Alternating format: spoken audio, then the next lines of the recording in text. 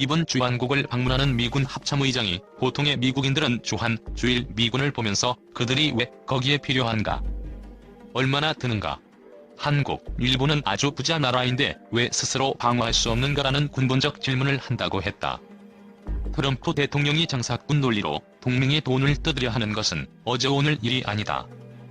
하지만 정치인도 아닌 미군 최고 수뇌부 인사가 비용 문제를 들어 주한 미군 주둔에 의문을 제기했다는 것은 충격적이다. 그동안 트럼프 행정부에서는 어른들의 축이라는 공직자, 그 중에서도 동맹들과 함께 피를 흘려본 군 출신들이 직을 걸고 국가 안보에서 최소한의 중심을 잡아왔다. 사성 장군 출신인 매티스 전 국방장관은 트럼프가 주한 미군 가족 철수 의사를 내비쳤을 때 결연하게 막았고, 던퍼드 전 합참의장은 돈 문제를 떠나 한미동맹이 왜 중요한지를 트럼프에게 지속적으로 설득했다고 한다. 그런데 지난달 취임한 합참의장이 미국이 왜 동맹을 위해 인명과 재산을 희생해야 하느냐는 의구심을 공개 천명한 것은 이런 최후의 버팀목이 무너졌음을 의미한다. 줄줄이 방한하는 미당국자들은 방위비 대폭 인상을 압박할 것이다. 한국은 적정한 정도의 방위비 분담금을 부담할 용의가 있다. 당연한 의무이기도 하다. 그러나 5배와 같은 터무니없는 요구에는 응할 수 없다. 이제는 미군 최고 지휘관이 공개적으로 주한 미군의 필요성에 의문을 제기했다. 만약 돈을 더 뜯기 위해 흥정하는데 군인까지 나선 것이라면 그 자체로도 보통 문제가 아니다. 미국이 주한 미군의 존재에 대해 회의적이라면 우리로선 어쩔 수 없다. 그 경우 한국민은 북한과 중국, 러시아로부터 안보를 지키기 위해 핵무장을 포함한 모든 결단을 내릴 수밖에 없다. 그렇다면 한국의 주한 미군은 필요 없다. 2. 싱가폴, 미국 차세대 대포병 레이더인 AAN-TPQ-13 구매와 관련한 모든 과정을 완료.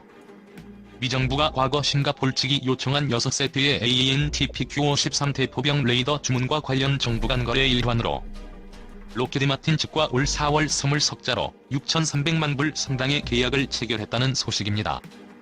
이 계약은 FMS 부분과 옵션을 포함하면 전체 총액은 8,100만 불 상당이라고 합니다.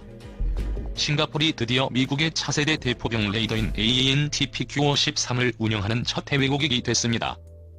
과거 싱가폴은 군현대화 프로그램의 일환으로 오래된 대포병 레이더들을 교체하기 위한 사업을 진행하다 2013년 미국의 AAN-TPQ-13 대포병 레이더를 최종 선정하고 미국 측에 판매를 요청한 바 있었습니다. 이로써 싱가폴 정부가 자금 집행에 돌입하면 2019년 3월까지 최종 수령을 위한 1년의 취득 관련 과정은 모두 완료된다고 합니다. 당연하겠지만 싱가폴 측은 이 신형 AAN-TPQ-13 레이더로 현재 운용 중인 구형 TPQ-36과 TPQ-37 계열의 대포병 레이더들을 대체하게 될 계획이라고 합니다.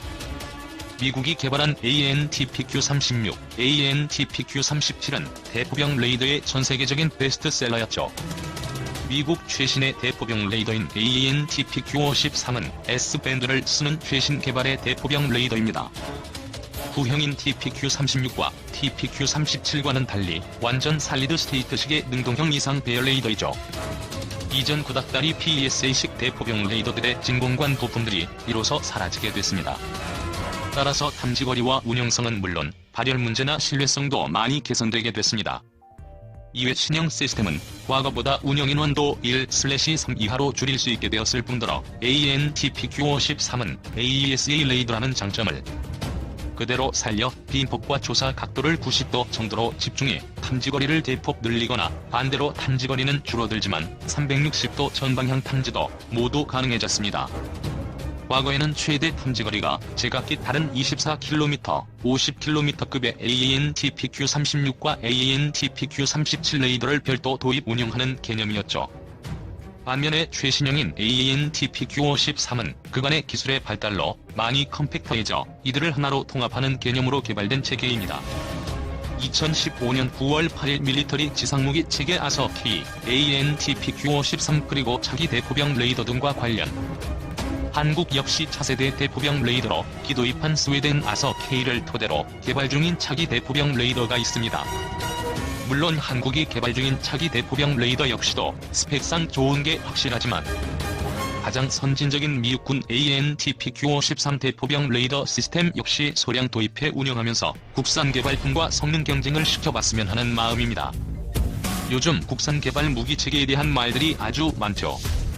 강력한 경쟁 대상을 같이 운영하면 국내 개발진의 자국도 될 뿐더러 이런 국내 개발 방산 체계의 자본들 역시도 많이 사라지지 않을까 싶네요. 3. 부탄을 사이에 둔 중국과 인도의 동남, 고원을 둘러싼 군사적 긴장관계.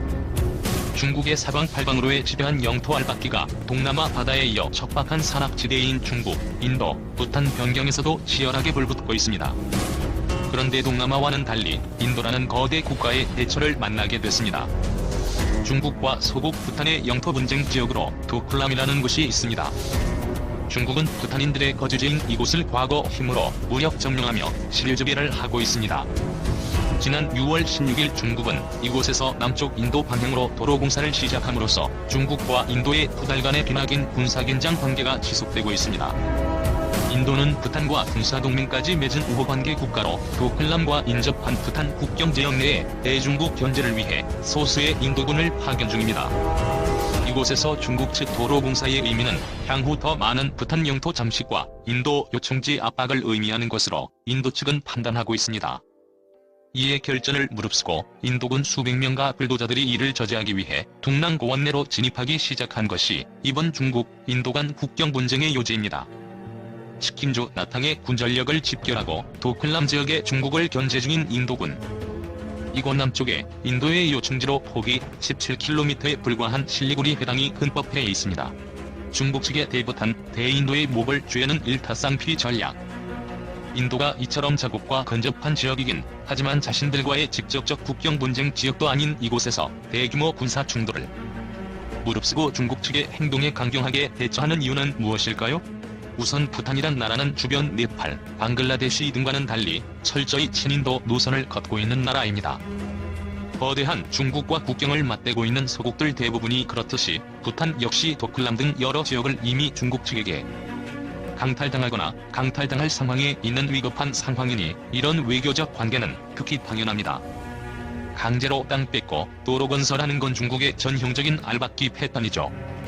앞에서 말했듯이 중국 측이 도로 공사를 강행하려는 도클람 지역은 약소국 부탄을 밀어내고 중국이 강제 점거 중인 지역입니다. 도로 건설은 부탄 영토의 추가 잠식의 우려를 의미합니다.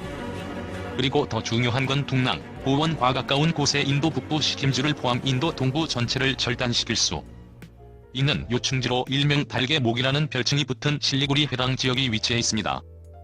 실리구리 해당은 좁은 곳의 경우 폭이 20km 이내에 불과할 정도로 인도 측 입장에선 군사적으로 매우 취약한 곳입니다.